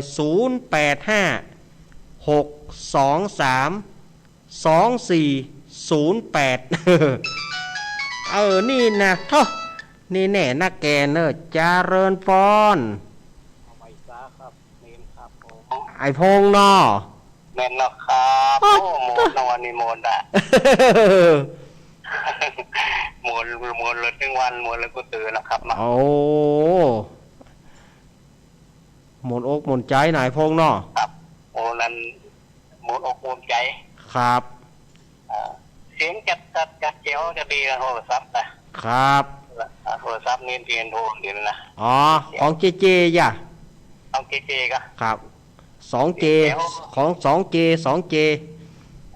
เนาะครับเสาไปปุ่นอยู่ก็นี่วันตัวเสียวันเสาร์ก็เหมือนเดิมเนาะครับมีกำลังใจนะครับนี่ครับขอบคุณไอพงเนอร์ไปซะครับไอพงป่าสร้างมาแล้วศรัทธาญาติโยมโอ้โหเจริญพร รอบสองเนาะ ครับผม เออ ขอบคุณท่านอาจารย์พระครูสมุวิศวะเลยเนาะ เออ ท่านคืออาจารย์มีสุขภาพแข็งแรงนะครับเนาะก็ท่านอยู่กับ104ไปเมินๆนะครับ แล้วก็อยากได้การไปกู้เป็นกินกันไปนะครับ แล้วก็คือกำลังใจทุกปีรอบสองนะครับ ครับ อันนี้เบอร์เจเจเนาะ อันนี้เบอร์เจเจเนอะ อันนี้เบอร์ไอเดียวนะครับ เฮ้เฮ้ ครับขอบคุณครับทุกปีคือกำลังใจเจเจโดยครับ ครับ ไว้ไว้ขาครับ ครับอ่ะ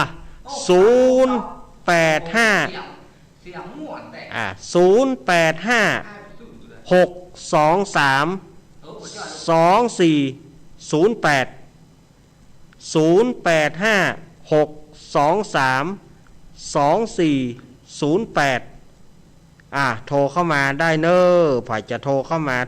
เบอร์นี้เพราะว่าเบอร์นั้นอาตมาแบตหมด โอ้แบตอันโทรศัพท์นี่ก็มาช่วยกันทำมาหากินนะสถายะโจมอย่างอี้มันต้องบูบ บูบแล้วมันก็แล้ว เจริญปอน อาจารย์เล่น จากตั้งได้ จากอนุสรณ์จีคุบา อนุสรณ์สีครูบาป้อนันเจย แน่นแล้วครับ โอ้ป้อแหนนนี่ก็พอทองมือโปรเหมือนกันเน็ตเหมือนกันเขาเฮ้ย เช็คจากย้ำมันได้อีกพ่อ อุ้ยแหนนเจย อืม อุ้ยแหนนบัดอุ้ยแหนนอันอยู่บนดอยเครือฮะเนาะอุ้ยแหนนเนาะ อยู่อนุสรณ์จีคุบาปากแห้ง ป่าแพง เนี่ยละ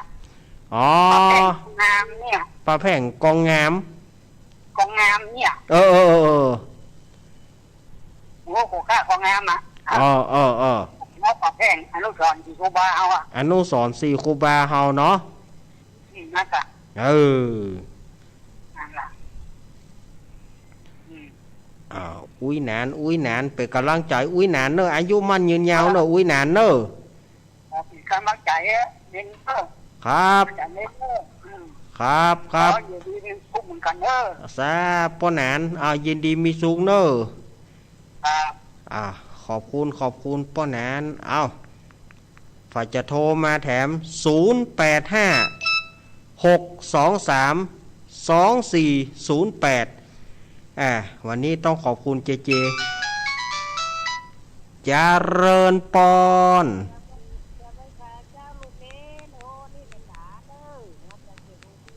แม่ตาเนาะ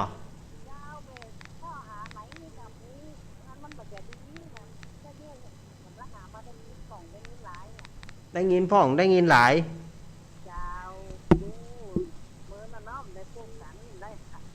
นั่นนะก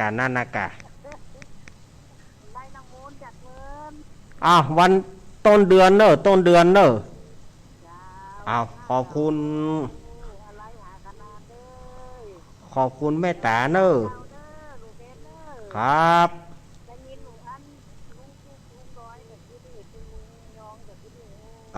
ได้ยินกันแล้วเนาะของอาตมาต้องต้นเดือนประมาณวันที่5 กรกฎาเนาะยินดีโอ้ลำปางมาแล้วเฮ้ยครับขอบคุณแม่ตาเนอะแม่ตาน้อยชื่อเปิ้นแม่ตาแต่บ้านเปิ้นอยู่แม่ตาน้อย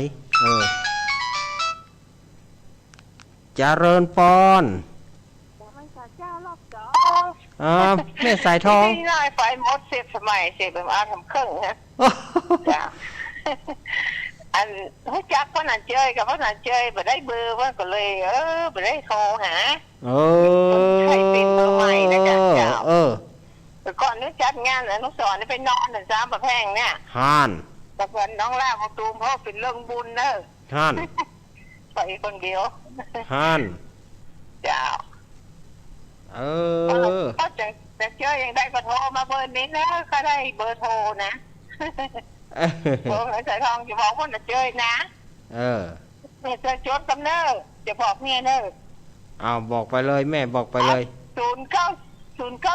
นะเจ้าพ่อหลวงเจ้าพ่อหลวงเจ้ย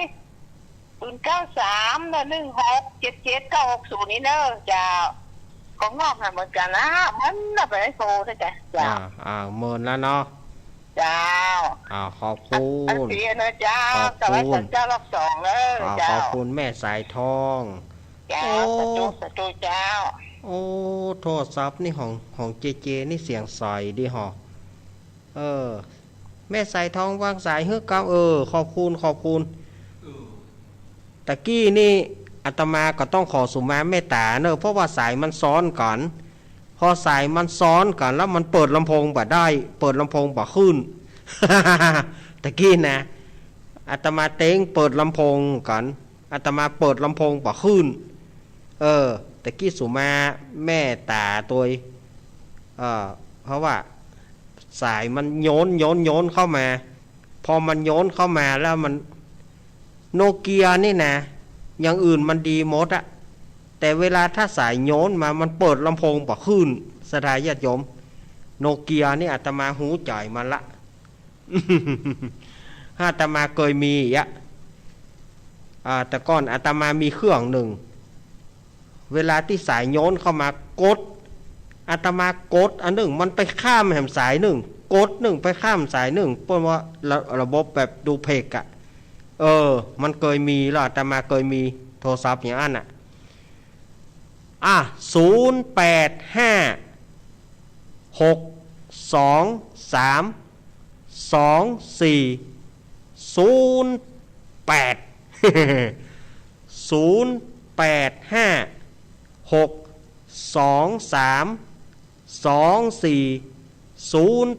เอาใครจะโทรก็โทรเข้ามาตอนนี้เนอะอันนี้อาตมาก็ยืมเบอร์เจเพราะแบตอาตมาหมด ดีกับเจว่าบ่ไหวแล้วเนอะเหมือนอย่างแบตมันมีแล้วนะเอา ถามว่าเจเอามาก็เอามากะโชคดีก็เจบอกเอามานี่อิดกันเนอะใครจะโทรหาอาตมาแถมโทรเข้ามาได้เลยเนอะ 085-623-2408โทรเข้ามามีก็หามีโทรเข้ามาได้เลยเนอะน้องเบี้ยวโทรมารอบสองแม่สายทองโทรมารอบสองไอ้พงป่าซางแม่ตาน้อยแม่ตาน้อยชื่อเปิ้นแม่ตาชื่อของเปิ้นแม่ตาแต่บ้านเปิ้นอยู่แม่ตาน้อย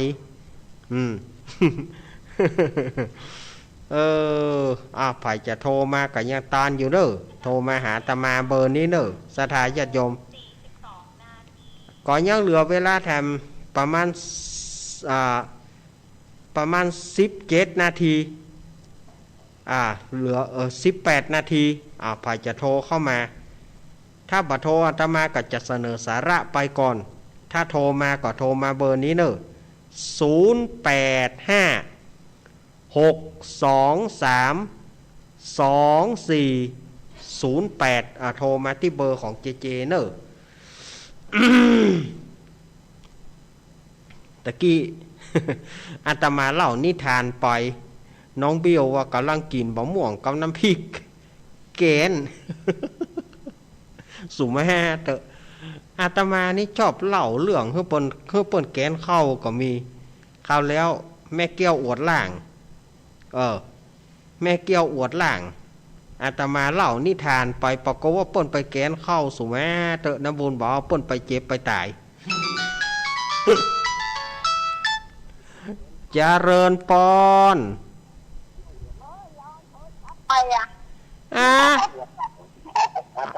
ยายพรยายพรปิดวิทยุอีกายายพรปิดวิทยุก่อน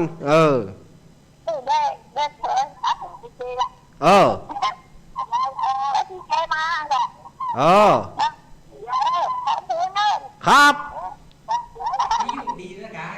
ดีละวิทยุดีละฟังละอ้าวขอบคุณยายพรยายพรชอบบอกปิดวิทยุนะยายพรนี่นะเอาไปเซ่ไปบุกยายพรบอก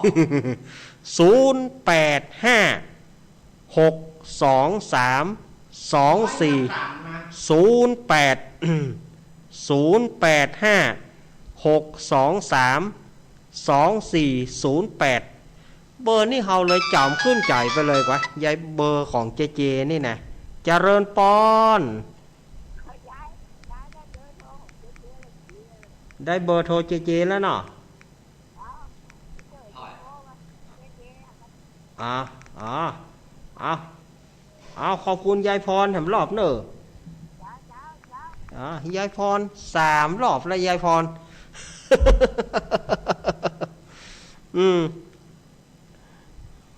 มันตะกี้สายมันโยนลำเปิดลำโพงบอกขึ้น0856232408เฮาก็เลยจำเบอร์เจเบอร์เนี้ยมันก็เลยจำได้ขึ้นใจจนรอดประเดียวเพราะว่าเบอร์เจนี่เมินละไปให้มันหายแต้นะเบอร์นี่นะ ถ้าเบอร์อื่นนั้นจะจำยากอาตมาจำเบอร์ยากถ้าเบอร์อีนี่มันจำง่าย0856232408ยายพรนะมอกะเจริญปอนยายแต่ว่าเบอร์มันแบตหมดครับยายน้อยขอบคุณแม่น้อยเนอะยายน้อยกาดนาดยายน้อยว่า0135อันนี้ยืมเบอร์เจมาเพราะว่าเบอร์ของเฮาแบตมันหมดตะกี้เฮาก็บ่ได้ชัดมาเนี่ยนี่เวลามันเปิ้นฮ้องว่าคนโบราณเปิ้นว่าไข้ขี้โล่นหาขอนสดาญาติโยม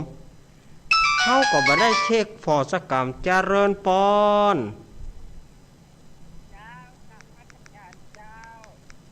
แม่โทรจากไหน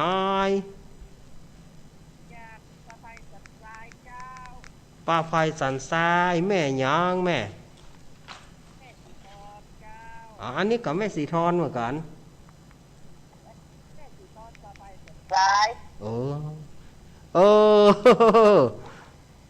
แม่สีโทรมาท่านเตือนแล้วเหรอน่ะแล้วแต่ประจำเบอร์แต่วันนี้นั่งนี่เกือบเลยจดไว้นี่เบอร์นี้เป็นเบอร์ของเจเบอร์เจ้าหน้าที่เบอร์ช่างเทคนิคเขาแม่ต่อไปเหรอทำมาคลายเครียดทำมาคลายเครียดเนาะติดทุกเสาร์แล้วก็วันอาทิตย์แม่ต่อไปเสาร์อาทิตย์นี่จุดเสาร์อาทิตย์เนอะเสาร์อาทิตย์ได้ฟังละเนอะเจ้าถ้าไปแบบ104เนี่ยกับตกไหลมาไหลหวยเนาะแล้วก็เราไปนี่ไปเป็น104ออกพอดีจะได้ฟังละธรรมะคลายเครียดจะได้ฟังละยินดีอีแม่เนอะ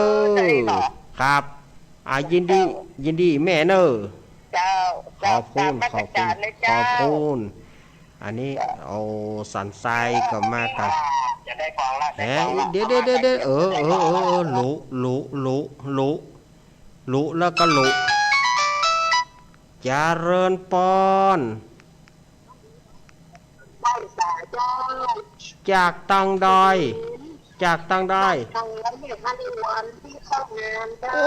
แม่มาริวันพี่เคาะงานใช่ลูกน้องประเทศฮะ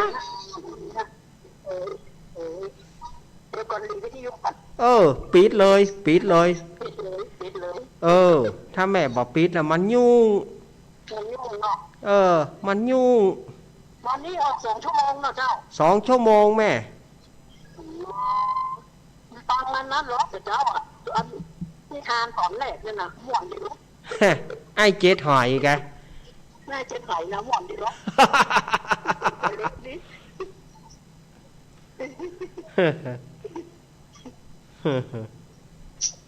ฟังกูบอกกูร้องละเจ้า ครับ เจ้า ยินดีแม่มาริวันเนอร์ เจ้าไม่สาเจ้า ขอบคุณเนอร์แม่มาริวันพี่ของานแม่วางสายเฮือกำสุมาเตอะถ้าแม่วางสายเฮือกำแล้วกับมันสายจะเข้ามาโอ้โหจะเริญปอนจะเริญปอนติดแล้วโคตรแหมว่า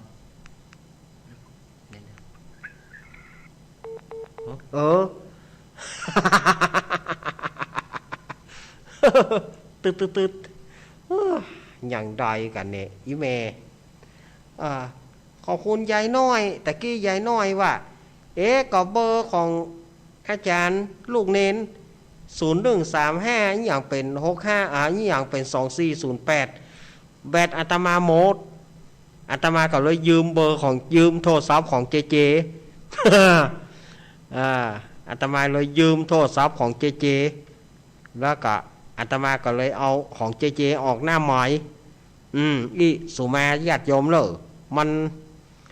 ถ้ามันได้ผิดพลาดไปกรรมนะมันเป็นที่ไข้หัวนะอาตมานี่มันอย่าว่านั่นนะไข้ขี้โล่นหาขอนนั่นนะอาตมาว่าตะเกียอาตมาบัดได้ชาติมันไว้อาตมากับประมาทมวยขณะนี้เวลาประมาทมวย50 นาทีแฮมสัก2 สาย3 สายมีก็085-623-2408วันนี้หมอว่าท่านผู้กองจะมาก่อวันนี้วันไหนวันพัดเนาะวันพัดนี่ผู้กองไม่มามีรายการเฟิร์นมีก็หาสัก2-3 สาย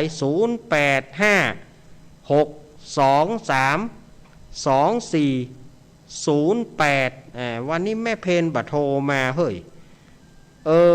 แม่เพนเปิ้นบัดได้โทรมาวันนี้แต่เจ้านี่ประกะฝั่งไปใส่บาตรอาตมาลูกบินทบาทมาแม่เพนมาท่าพอดีขอใส่บาตรเนอะขอบคุณแม่เพนเนอะแม่เพนขาวเตี้ยนี่นะเปิ้นมาใส่บาตรแต่เจ้าพอดีเปิ้นไปปะใส่น้ำพริกกำปิไปปะใส่น้ำพริกกำปิเปิ้นเอามาอาตมาก็เลยฉันเจ้านั่นน่ะน้ำพริกกำปิก็กะลำมือก็ล่อน้ำพริกกำปินี่นะสถาญาติโยมไผจะโทรเข้ามามีก่อ085-623-2408มันจะให้ไป214สถาญาติโยมถ้า214ของอาตมามันยุ่งนะเนี่ยเพราะว่าคนหลายใจอีหรอคนโบราณว่าคนหลายใจจะเริญปอนจากตังใดแม่เจ้าอยู่แม่สวยเจ้าแม่สวยแม่สวยเหนือไปแม่ชื่อแม่หยังรายงานตัวแม่แก้วเจ้าแม่แก้วแสงมณีนี่นะเจ้าเคยโทรไปคำเตือนเลยคุณแม่เฮ้ยขอเจ้าอยู่คนเดียวอยู่คนเดียวอยู่แม่สวยเนาะเจ้าวัดแสงแก้ววัดแสงแก้วไม่น่ะเป็นสถาวัดแสงแก้วกะเจ้าสถาวัดแสงแก้วแม่สวยลูกอาตมาไปเตื้อหนึ่งวัดแสงแก้วม่วนนะแต่วัดเปิ้นม่วนนะมาเอวต้องมาเดียวเจริญจ้าน่ากะมีโอกาสจะไปเอี่ยวอยู่เนอะวัดแสงแก้วนี่นะเจ้าเจ้าเคยได้ยินข่ ทำกับเมืองอ่ะ ก็เดี๋ยวกักเหลื่อม2 นาทีอยู่ลูก ติดทำกับเมืองอ่ะ เอาไว้ช่วงเมื่อคืนก่อนเนาะอาตมาได้ทำรายการเมื่อคืนก่อนเนาะ เจ้า ยินดีแม่เนอะ ฝ่ายนะ ยินดีเนอะ เจ้า เอาละแม่เกี้ยว แม่เกี้ยวอาตมาจะพักเบอร์ไว้แต่เอียเนอะอาตมาบอก5แล้วนะเพราะว่ามันเวลามันค้างแหมน้อยเดียว เมื่อเวลามันค้างน้อยเดียวแล้วอาตมาก็เลยมันจะฮับแถมมันก็จะยาวอาตมาบอกฮับละคืนโทรศัพท์ไปเรียบร้อย คืนโทรศัพท์ไปเรียบร้อย ก่อนที่อาตมาจะอำลาศรัทธาญาติโยมนั้นขอศรัทธาญาติโยมเกียมเนื้อเกียมตัวอาบน้ำฟังธรรมกันในช่วงของเข้าพรรษาไผจะงดเหล้าไผจะลดเหล้าเข้าพรรษาหรือว่าไผที่จะฟังธรรมรักษาศีล8รักษาศีล8ไปตลอด3 เดือนรักษาศีล5ตลอด3 เดือนก็ได้เอาละอาตมาภาพก็ขอนำเอารายการสารธรรมยามบ่ายยามแรงอำลาศรัทธาญาติโยมไปก่อนวันพุกปะกันแถมวันหนึ่ง วันพุกปะกันแถมวันหนึ่งวันพุกนี้ก็จะมาปะกันในช่วงของ3 โมงถึง 5 โมงแล้วก็ที่คลื่น 104.50 ธรรมะคลายเครียดก็ปะกันช่วงของคืนวันเสาร์แล้วก็คืนวันอาทิตย์ก็จะได้ปะกันทางวิทยุและปะกันกับทีมงานของอาตมาทีมงานของพี่พิสมัยสุริโยดรก็จะได้นำเอาสาระธรรมะคลายเครียดมาจากกับศรัทธาญาติโยมวันนี้อาตมาผิดพลาดด้วยประการฉันใด10 นิ้ว9 กระผมขอสุมาต่อครูบาอาจารย์บัณฑิตนักปราชญ์ผู้หูป้อน้อยป้อนานบัณฑิตนักปราชญ์ผู้หูศรัทธาญาติโยมทั้งหลายเอาไว้วันพุกปะกันใหม่วันนี้โชคดีมีใจจงเป็นของศรัทธาญาติโยมทุกท่านจัตตารโอธรรมาวัฏันติอายุวันโนสุขังพระลางขอเจริญปอน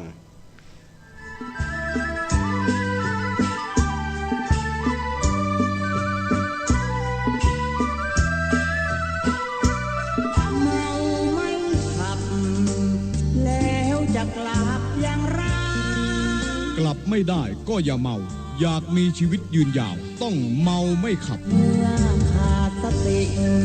อย่ารีเดี๋ยวจะสะดุ้ง